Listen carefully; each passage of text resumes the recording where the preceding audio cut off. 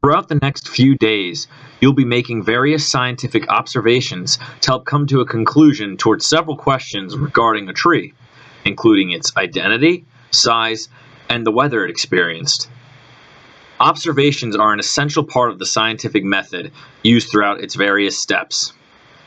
The purpose of the scientific method is to lay out the necessary steps which, when followed, will allow a scientist to come to a conclusion or answer to a specific question they desired to know.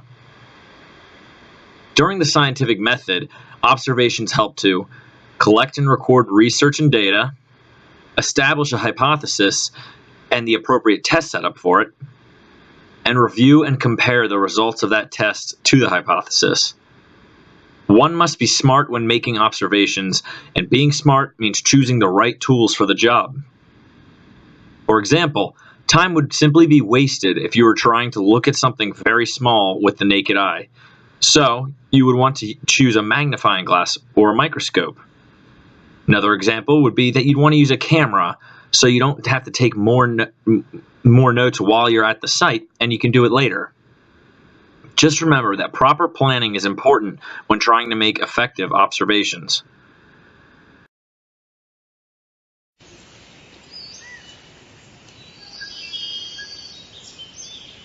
In our lesson today, you will have the opportunity to practice thinking like a scientist by making careful scientific observations within your very own field journals. The first step in writing like a scientist is to make sure that you are writing down facts that can be directly observed and measured. Let's take a moment to reflect on what we've already learned about facts and opinions.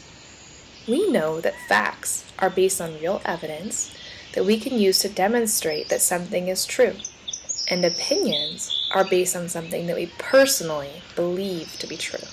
For example, if you want to observe the structure of a leaf in order to identify the type of tree we are studying, which of the following would be an important fact that a scientist might want to write down? 1.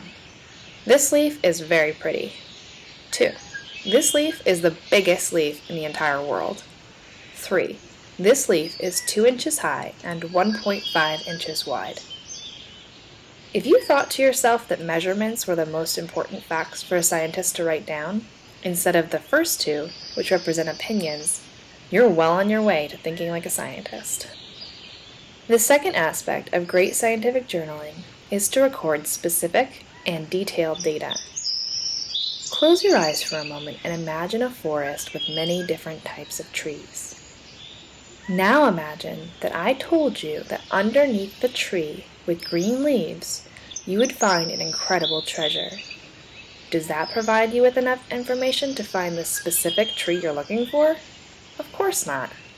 Think now about the details you might need to find that specific tree in the forest. You might want to know the tree's size, the exact shape and color of its leaves, and the texture of its bark. These are the exact same details that a scientist uses in their writing. Next, we need to make sure that we're using scientific words when we write. Scientific vocabulary words help scientists communicate and classify living things. If a scientist is describing a leaf in their journal, they may use words such as alternate, opposite, or lobed. In our field study today, you may come across some new science words that you do not know. That's okay. Make a careful drawing or take a sample from the field. Part of being a great scientist is recording questions, making predictions, and being curious about what we do not know. Your field journal is a fun opportunity for you to record your observations and reflect on your thoughts as a budding scientist.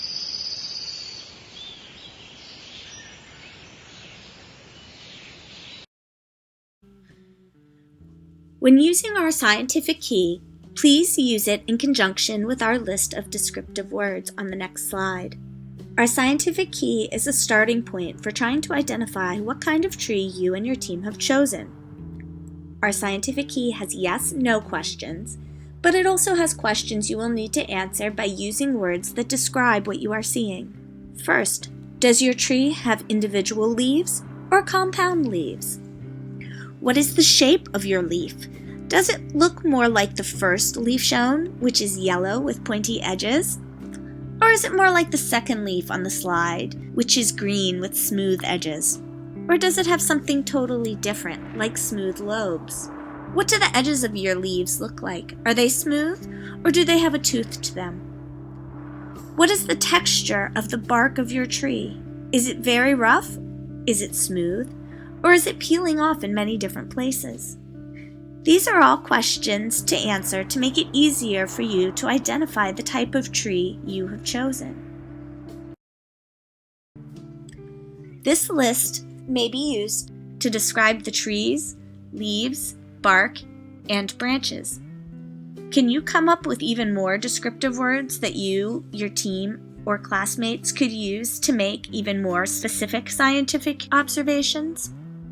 Descriptive words include texture words like glossy, bristly, hairy, smooth, rough, scaly, shiny, thick, thin, soft, velvety, or leathery.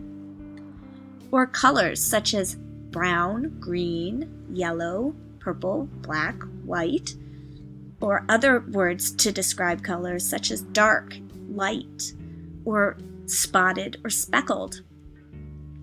Sizes such as enormous, gigantic, huge, humongous, little, tiny, miniature, small. Shape words such as oval, cone-shaped, twisted, wavy, pear-shaped, needle-shaped, heart-shaped, round, narrow, jagged, fat, thin, or elongated.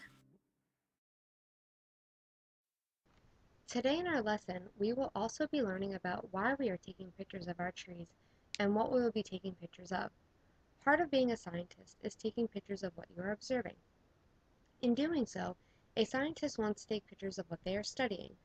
The reason we are taking these pictures is to be able to look at each part, interpret our observations, be able to compare observations to our classmates and analyze them.